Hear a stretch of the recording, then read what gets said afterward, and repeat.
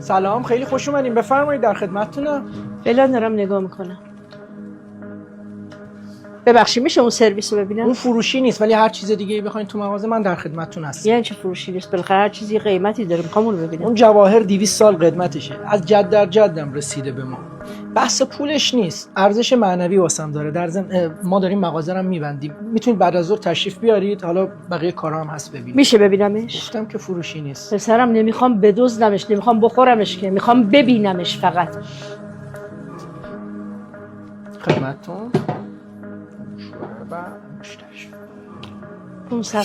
نفهمیدم منظورتون. میگم 500 میلیون میخرم. من حداقل 20 تومن مال تو مغازم چیدم. فکر کردی با 500 میلیون میتونی قلقله کم بدی؟ قربونت برم، گفتم که فروشی نیست. 1 تومن. اون موقع باید به خانواده‌ام و اجدادم خیانت کنم. 2 تومن. ببین بهتون میاد، ولی خب 3 تومن. این حرف آخرمه دیگه. به خانوادتم خیانت نمیکنه. پس بذارید براتون بسته بندیش کنم. مبارکتون باشه. صبر کن بذار پاساژ بره بیرون. بعد 500 تومن بیشتر مایه‌اش نبود. کدوم اجدا؟ دست تو 500 میلیون بود، من بهش ارزش دادم شد 3 میلیارد تومان. بعدش هم یادت باشه مردم همیشه پای چیزی پول میدن که تو بهش ارزش بدی. الانم سرویسو بذار. پس توی کلاهبرداری تو الان. اسمشو این بذار. سلام، سرویستون چند؟